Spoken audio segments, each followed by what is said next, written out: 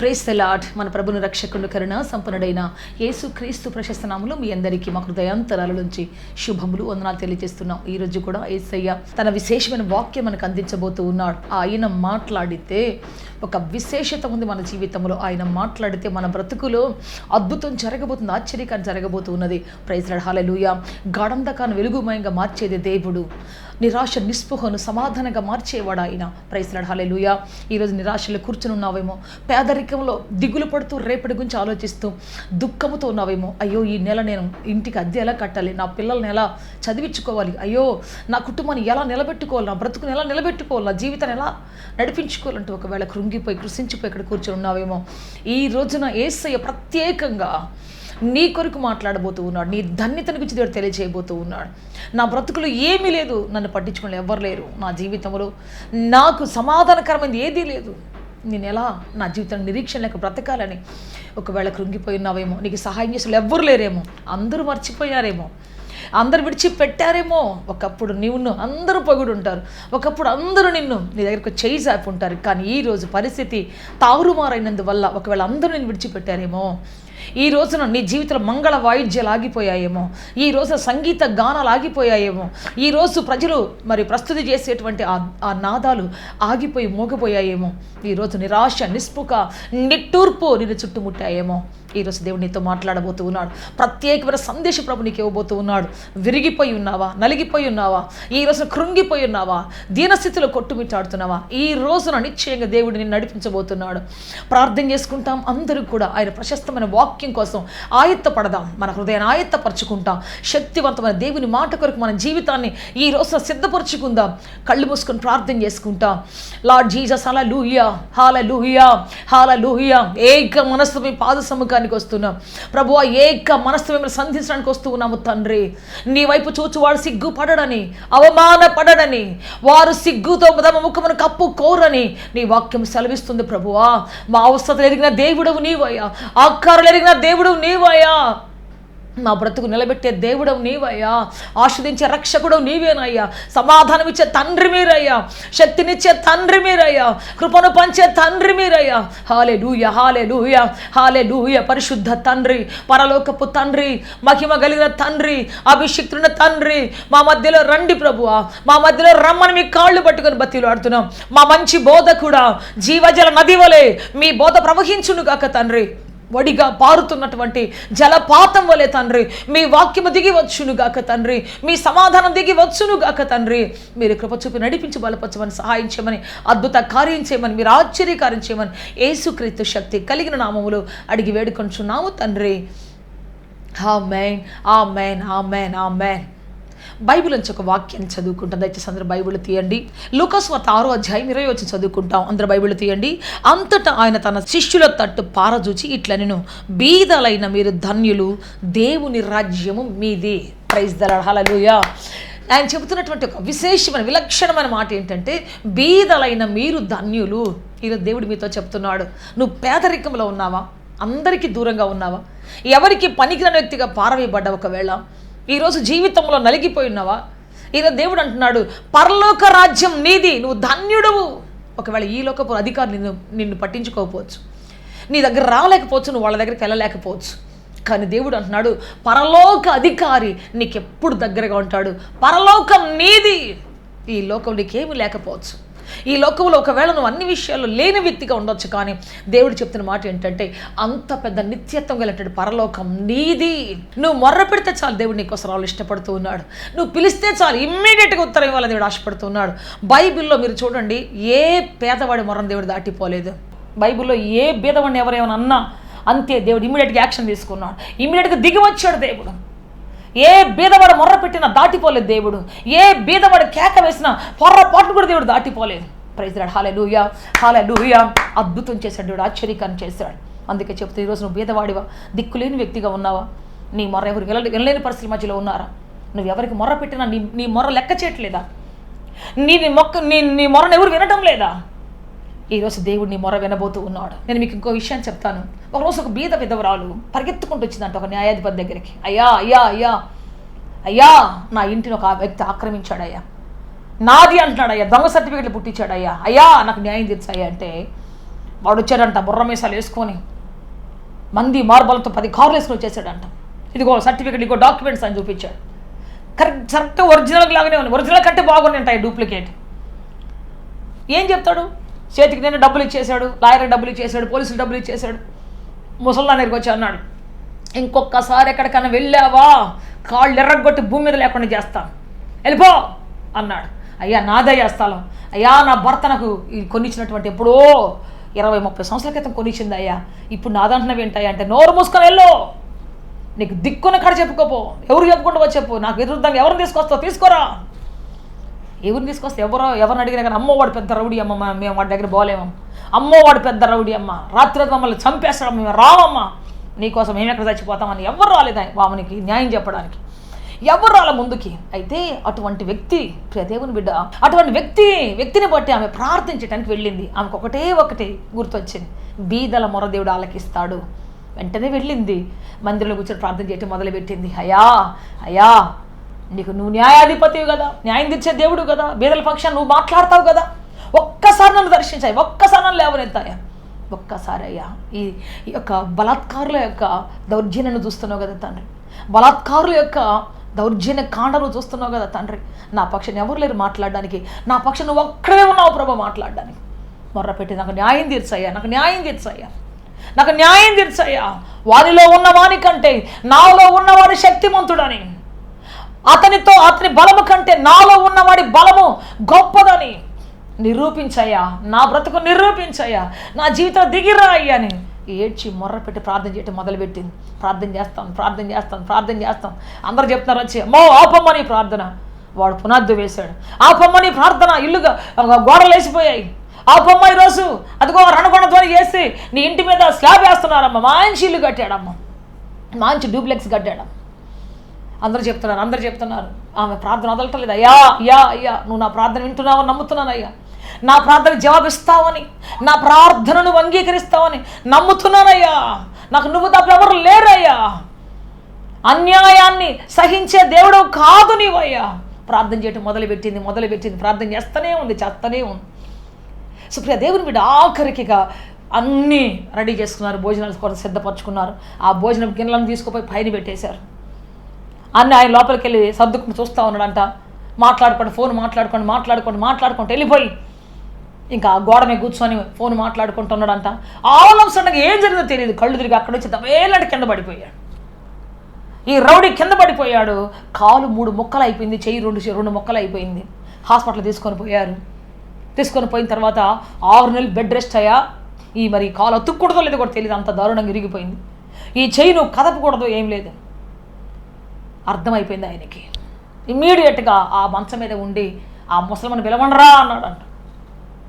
అందరూ వచ్చి ఆ ముసలమ్మని తీసుకొచ్చి రామ్మ నేను పిలుస్తున్నాడంటే గజ వండుకుంటూ వచ్చిందంట. అయ్యా ఏం జరుగుద్దో ఏమంటాడో, ఊరొదిలి పెట్టి పొమ్మంటాడేమో, నా కళ్ళ ముందు కనపడబోకి వెళ్ళిపో అంటాడేమో, గజ వండుకుంటూ వచ్చిందాం.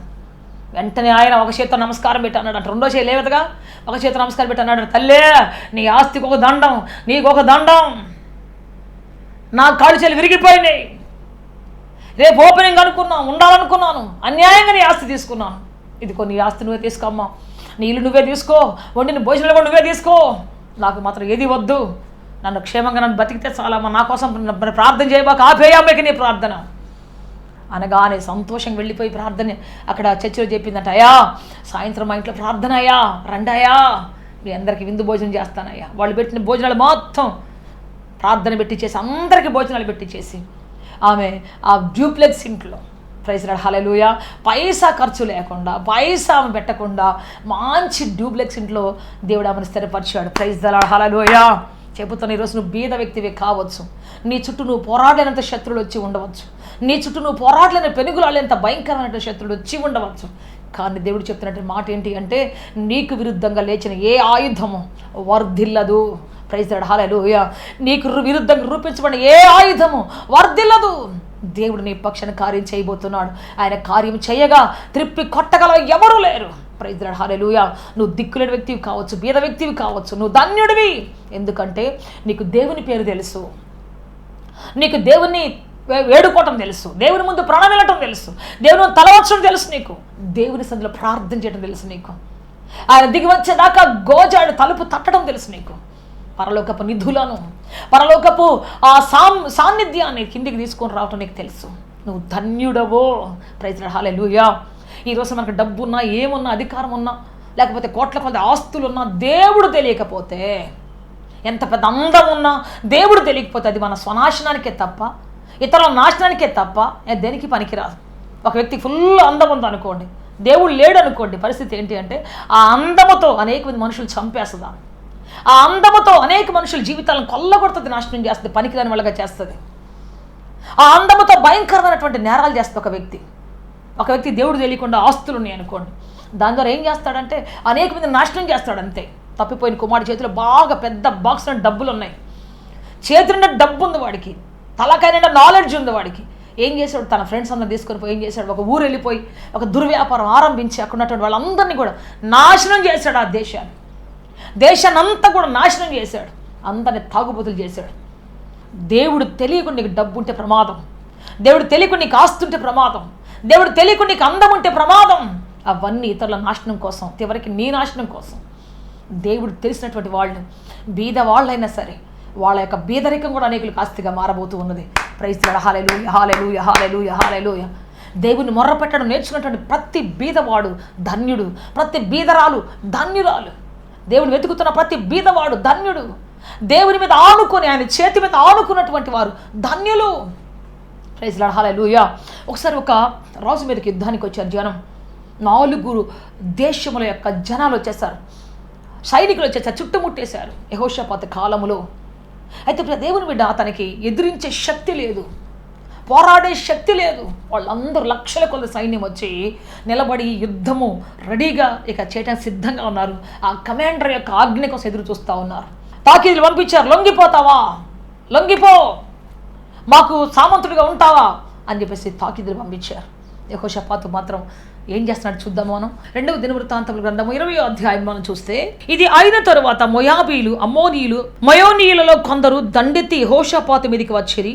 అంతలో కొందరు వచ్చి, సముద్రము ఆవల నుండి, సిరియనుల తట్టు నుండి గొప్ప సైన్యం ఒకటి మీ మీదికి వచ్చుచున్నది, చిత్తగించుము, వారు హసపోన్ తామారు అను ఎన్గేదిలో ఉన్నారని యెహోషాపాతునకు తెలియజేసిరి. అందుకు యెహోషాపాతు భయపడి ఏం చేశాడంట, యెహోవా యొద్ద విచారించుటకు మనస్సు నిలుపుకొని యూదా అంతటా ఉపవాస దినము ఆచరించవలెనని చాటించాడు. ప్రైజ్ ది లార్డ్, హల్లెలూయా. వాళ్ళందరి మధ్య చూస్తే ఈయన బీదవాడుగానే ఉన్నాడు. బీదవాడు అంటే లేనటువంటి వాడు, శక్తి లేనటువంటి వాడు, సామర్థ్యం లేనటువంటి వాడు. అంతమంది సైన్యం వచ్చి పోరాటం సిద్ధంగా కాలు దువ్వుతుంటే వాళ్ళతో పోరాడలేనటువంటి శక్తి లేని వాడిగా ఉన్నాడు. అంత సైన్యం అతని దగ్గర లేదు, అంత బలం లేదు, అన్ని యుద్ధాయుధాలు లేవు, అన్ని రథాలు లేవు. 4 రాజులు మరలా సముద్రం వైపు నుంచి, మైదానాల మధ్యలో నుంచి మహాసైన్యం ఒకటి బయలుదేరి మళ్ళీ వస్తుందంట. ఇన్ని దిక్కుల నుంచి శత్రువులు వచ్చినప్పుడు అతను ఉపవాస దినం ప్రకటించి ప్రార్థన కోసం ఎదురు చూస్తూ ఉన్నాడు. ప్రైజ్ లార్డ్, హల్లెలూయా. ఉపవాస దినం ప్రకటించి ప్రార్థన చేయటం మొదలుపెట్టాడు. అనేకసార్లు మన జీవితంలో కూడా ఒక పక్క నుంచి రోగాలు వస్తుంటాయి, ఒక పక్క నుంచి శ్రమలు వస్తుంటాయి, ఒక పక్క నుంచి శత్రువులు వస్తుంటారు, ఒక పక్క నుంచి అప్పులు వస్తుంటాయి, ఒక పక్క నుంచి ఆవేదనలు వస్తూ ఉంటాయి. ప్రియ దేవుని బిడ్డ, కొన్నిసార్లు మనం నలుదిక్కుల శ్రమల మధ్యలో, దిక్కులేని వారిగా, నలుదిక్కుల కష్టాల మధ్యలో, అనారోగ్య సమస్యలు, ఆర్థిక సమస్యలు, సామాజిక సమస్యలు కదా, శత్రు సమస్యలు ఇన్నొస్తాయి. కొన్నిసార్లు మన జీవితంలో అనుకోకుండా పట్ట పట్ట పట్ట మన చుట్టుముడతాయి. ఏం చేయాలో అర్థం కాదు. అయితే ఒక్కటి గుర్తుపెట్టుకో, నీకు పరలోక దేవుడు తెలిసి ఉంటే, నువ్వు మోకరించగలిగితే, ఎంత శత్రువు బలంగా వచ్చినా, ఎంత బలంగా నీ శత్రువు వచ్చి నీ చుట్టూ దండెత్తినా, అంతకంటే బలవంతుడైన దేవుని చూసి వాళ్ళు పారిపోవాల్సిందే. ప్రైజ్ లార్డ్, హల్లెలూయా. ఎన్ని సైన్య సమూహాలు మన మధ్యకు వచ్చినా ఒకటే గుర్తు పెట్టుకోవాలి, ఆయన పేరు సైన్యములకు అధిపతి అయినటువంటి యెహోవా దేవుడు. Praise Lord, hallelujah. సో ఆ యెహోవా దేవుడు సైన్యం ముందు ఈ లోక సైన్యాలు ఏమీ ఆగవు. నీకు మహాభరోసా ఇచ్చే దేవుడు ఉన్నాడు. ఆయన పేరు సైన్యములకు అధిపతి అయినటువంటి దేవుడు. ఆయన యుద్ధం ప్రారంభిస్తే లోకంలో ఏ సైన్యము నిలవదు, ఏ సైన్యము నీ ముందు మరి మాట్లాడడానికి వీలు లేదు. Praise Lord, hallelujah. సో మనము ఈ యొక్క విషయాలు చదువుకుంటే, యెహోషాపాతు యుద్ధానికి వెళ్ళడానికి ముందు దేవుని దగ్గర ఉపవాసం ఉండి కనిపెట్టి ప్రార్థన చేసి, దేవుడు చెప్పిన తర్వాత ఇదిగో మీ హృదయం జడియనివ్వకుడి, దుఃఖపడకుడి. చూద్దాం మనం 2వ దినవృత్తాంతాల గ్రంథం 20వ అధ్యాయం 15 వచనం చదువుకుంటాం.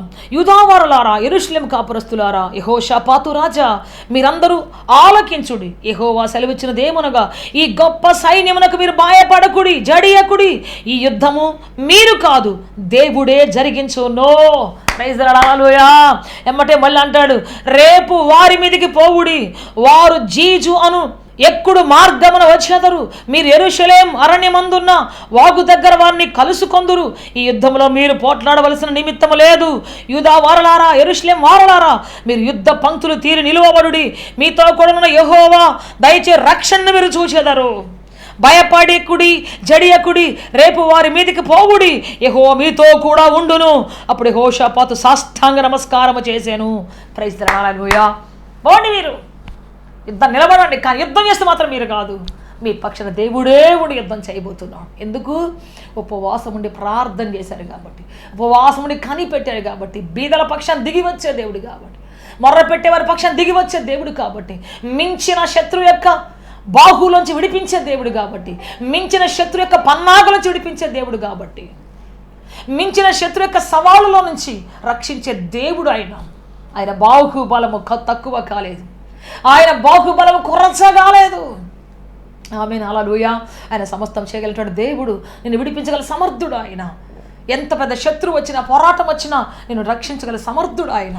ప్రైజ్ ది లార్డ్, హల్లెలూయా. అందుకే చెబుతున్న ప్రియ దేవుని బిడ్డ, ఈ రోజున ప్రార్థించడం నీ వల్ల అయితే దేవుని రాజ్యం నీ ముందు నిలబడబోతున్నది. బీద వ్యక్తిగా ఉన్నావా? నీ శత్రువు కంటే తక్కువ వ్యక్తిగా ఉన్నావా? సమస్య కంటే తక్కువ వ్యక్తిగా ఉన్నావా? పోరాడుతున్నటువంటి శ్రమల కంటే నువ్వు దిగిపోయినటువంటి వ్యక్తిగా నీవు ఉన్నావా? దిక్కులేని వ్యక్తిగా ఉన్నావా? నీలో సామర్థ్యం లేదా, శక్తి లేదా, బలం లేదా? దిగులు పడకు. నీకు పరలోకం చాలా సమీపంగా ఉంది. పరలోక దేవుని దూతలు, రాజ్య సమూహములు, సైన్య సమూహములు నీకు చాలా దగ్గరగా నీ పక్షాన పోరాడడానికి.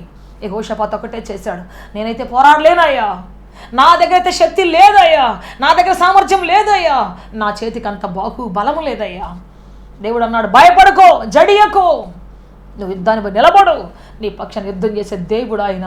యెహోవా నీ పక్షాన్ని కార్య సఫలం చేయబోతున్నాడు. ప్రైజ్ ది లార్డ్, హల్లెలూయా. ఎప్పుడైతే ఆ మాట చెప్పాడో ఇమ్మీడియట్గా ప్రియ దేవుని బిడ్డ, దేవుడు కార్యం చేయడం మొదలుపెట్టాడు. శత్రులతో దేవుడే పోరాడాడు. శత్రులతో దేవుడే పోరాడి ఆ రాజ్యానికి నెమ్మది ఇచ్చాడు. శత్రులు వాళ్ళంతటి వాళ్ళలో తన్నుకొని వాళ్ళలో వాళ్ళే చంపుకొని ఒకళ్ళొకళ్ళు పారిపోవటం మొదలుపెట్టేశాడు. Praise the Lord, hallelujah, hallelujah. అద్భుతం జరిగింది, ఆశ్చర్యకారం జరిగింది. యెహోషాపాతుకి విజయం వచ్చింది.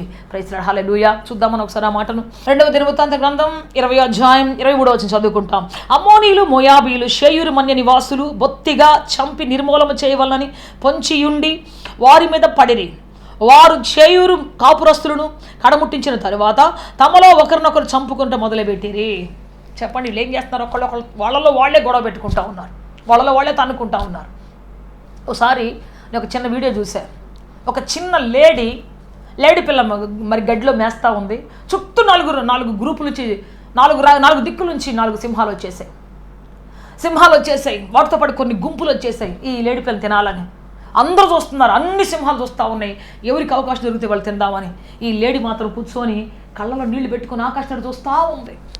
కళ్ళలో నీళ్ళు అయిపోయింది నా పని అనుకుంటాం. ఇక నాకు బ్రతికే లేదు.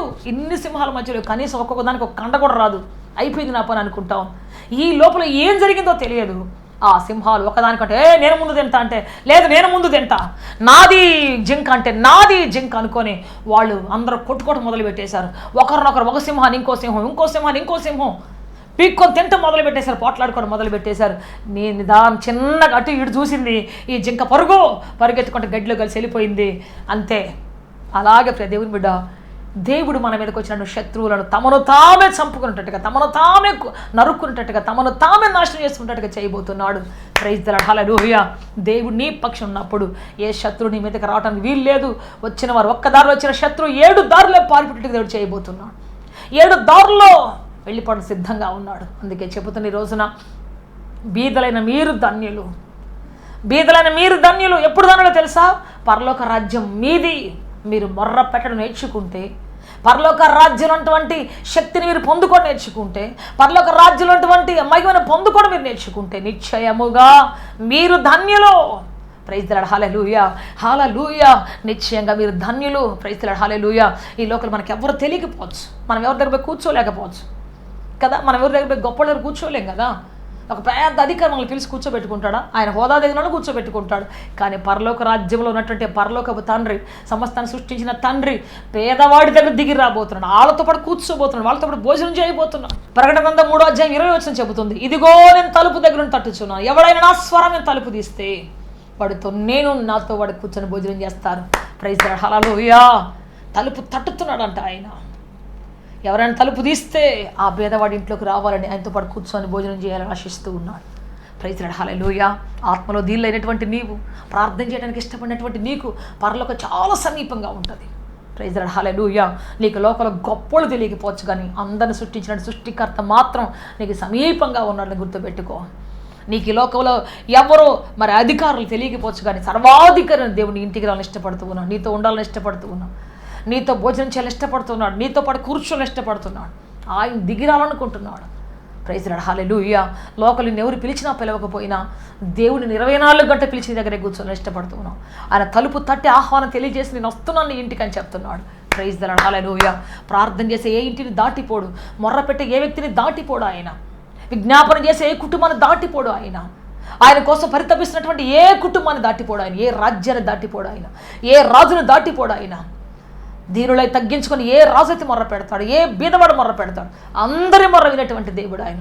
యెహోషాపాతు ఆ దినముల్లో వాళ్ళతో పోరాడలేనటువంటి నిస్సహాయుడిగా ఉన్నాడు, వారితో పోరాడలేనటువంటి శక్తిహీనుడుగా ఉన్నాడు. కానీ దేవుడు ఏం చేశాడు? అతని జీవితాన్ని ఆశ్రయించాడు. దేవుడు దిగి వచ్చి అద్భుతంగా శత్రువుల పారదోలు నెమ్మది ఇచ్చాడు, సమాధానం ఇచ్చాడు.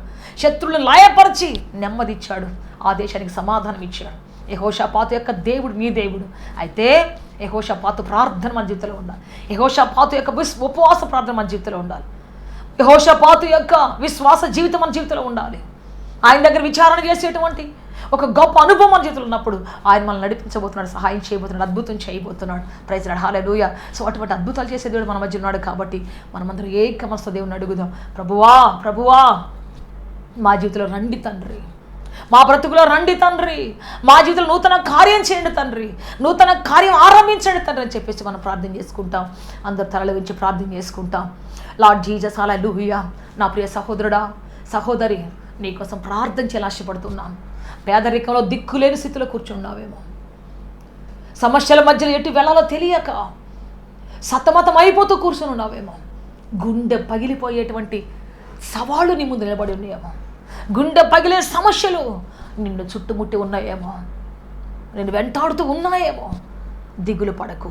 ఇదిగో సైన్యములకు అధిపతి యెహోవా, పరలోక రాజ్య నివాసి నీ ఎదుట నిలబడి ఉన్నాడు. నీ మొర్ర వినటానికి ఆయన చెవులు సంసిద్ధమై ఉన్నాయి. మనుషులు ఒకవేళ నిన్ను నీ మాట వెనక త్రోసివేసి ఉంటారేమో, మనుషులు నీ యొక్క మొర్రను ఆలకించక నిన్ను త్రోసివేసి ఉంటారేమో. కానీ ఈ రోజున దేవుడు నీ మొర్ర వినడానికి ఇష్టపడుతూ ఉన్నాడు, నీ మొర్ర వినటానికి ఆయన ఇష్టపడుతూ ఉన్నాడు. ప్రార్థన చేసుకుంటాం అందరం కూడా. నీకోసం నేను ప్రార్థన చేయాలని ఆశపడుతున్నాను. నాతో పాటు కలిసి ప్రార్థన చేస్తావా? నాతో పాటు కలిసి విజ్ఞాపన చేస్తావా? తండ్రి నీకోసం ఎదురు చూస్తూ ఉన్నాడు, నీ స్వరం వినాలని, నీకు జవాబు ఇవ్వాలని, నిన్ను నిలబెట్టాలని, సాక్షిగా శత్రువుల మించిన బలం నుంచి తప్పించాలని తండ్రి నీ కొరకు ఎదురు చూస్తూ ఉన్నాడు. ప్రార్థన చేసుకుంటాం అందరం. ప్రభువా మిమ్మల్ని ఆరాధిస్తున్నాం, స్తుతిస్తున్నాం, మీకు మహిమ ఘనత ప్రభావములు ఆరోపిస్తున్నాం. పరలోకపు తండ్రి దిగి రమ్మని మీ కాళ్ళు పట్టుకొని బతిలాడుతున్నాం. సమాధానం ఇచ్చే దేవుడు మీరయ్యా, అభిషేకించే దేవుడు మీరయ్యా, ఆస్వాదించే దేవుడు మీరయ్యా. మీ ప్రజల కన్నీరు చూస్తున్నావు నీవయ్యా. బాధించబడుతున్న తల్లిని, బాధించబడుతున్న తండ్రిని ప్రభువా, శత్రువుల చేత, సొంత వారి చేత బాధించబడుతున్న వారిని చూస్తున్న దేవుడవు నీవయ్యా. గుండెలు పగిలేటట్టు రోధిస్తున్న ప్రజల యొక్క మొర్రను దాటిపోని దేవుడవు నీవయ్యా. విరిగి నలిగిన హృదయాన్ని అలక్ష్యము చేయని దేవుడవు నీవయ్యా. మీ కృప చాలయ్యా, మీ సన్నిధి చాలయ్యా, మీ ఆదరణ చాలు ప్రభువా, మీ అభిషేకం చాలు ప్రభువా. మీ సన్నిధి తోడించి నడిపించి బలప సాయించండి అయ్యా, శక్తితో నింపండి అయ్యా. ఎదుగో కన్నీరు కారుస్తున్న నా సహోదరుని జ్ఞాపకం చేసుకో అయ్యా. కన్నీరు కారుస్తూ అయ్యా నలిగిపోతున్న నా సహోదరుని జ్ఞాపకం చేసుకో అయ్యా.